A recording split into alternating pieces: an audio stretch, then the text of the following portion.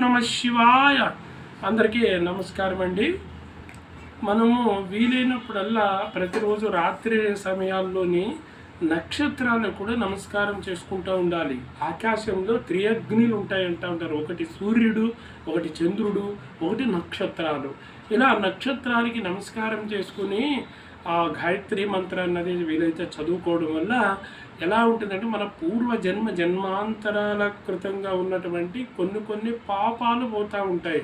అదేవిధంగా నక్షత్రాలకి నమస్కారం చేసుకోవడం వల్ల ఎలా ఉంటుందంటే మన కొన్ని నక్షత్ర దోషాలను ఉంటాయి జాతకంలో పుట్టినప్పుడు.